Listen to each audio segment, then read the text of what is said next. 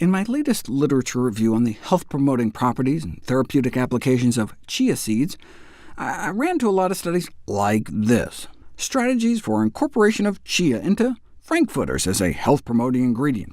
After all, in recent years, we've seen an increasing pursuit of healthier lifestyles, healthier dietary habits. In response to this, there's been a great deal of interest in compounds originally present in plants to provide health benefits in real foods like hot dogs. And indeed, reformulated frankfurters with chia contain significantly greater amounts of plant protein, fiber, minerals. In fact, given this new nutritional profile, such hot dogs could qualify for labeling with a variety of nutrition and health claims. And what do you know, the chia-enriched restructured pork affects aged rats fed bad diets, so let's slap on a health label. Chia has been eaten for thousands of years, so that would suggest it's at least safe to eat, but does it have any special benefit? It's certainly nutritious, got lots of fiber, antioxidants, black chia seeds, perhaps more than white. Plant protein, of course, a source of B vitamins, a source of minerals, so nutritious, sure, but just like nearly any whole plant food. But again, any special benefits?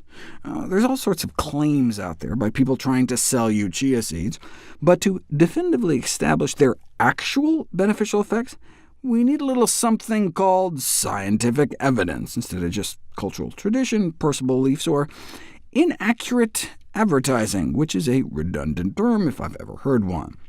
For example, there are about 50,000 videos on YouTube on chia seeds and belly fat.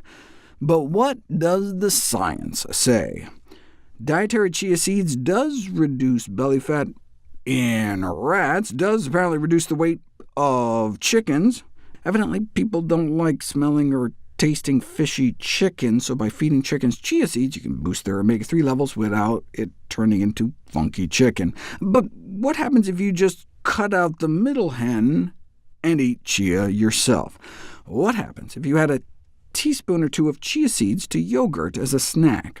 After the yogurt with the chia, participants reported significantly less hunger, and that then later translated to eating fewer calories 2 hours later at lunch. Now, my initial thought was, give people more food, add chia to whatever they're eating, and they're less hungry. Duh! But no, they gave people less yogurt to compensate, so each snack had the same number of calories. So we can say at least that chia seeds are more satiating than yogurt, but at lunch 2 hours later, they didn't just eat a little less food, but like 25% fewer calories after the chia.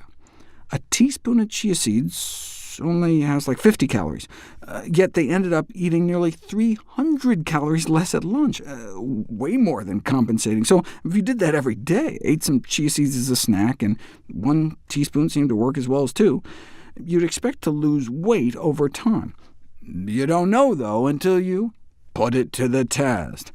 Subjects were randomized to a whole tablespoon of chia seed twice a day for months before the first and last meal for 12 weeks, and they found chia seed does not promote weight loss after all.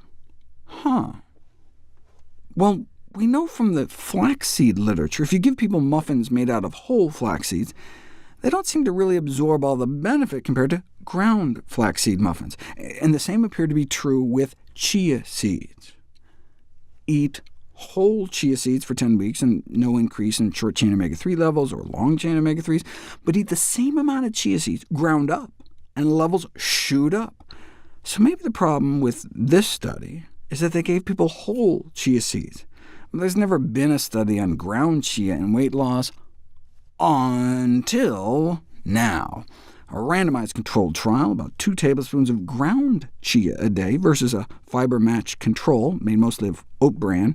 That's how you know it wasn't funded by a chia seed company, because they put it head-to-head against a real control, not just a sugar pill or something, to control for the fiber content. So then if there was weight loss, we know it wasn't just the fiber, but something particular to the chia. And those eating the ground chia lost significantly more weight, significantly more waist in terms of waist circumference, a measure of belly fat, and, as a bonus, C-reactive protein levels suggesting an anti-inflammatory effect as well. So maybe some of those 50,000 YouTube videos weren't completely off.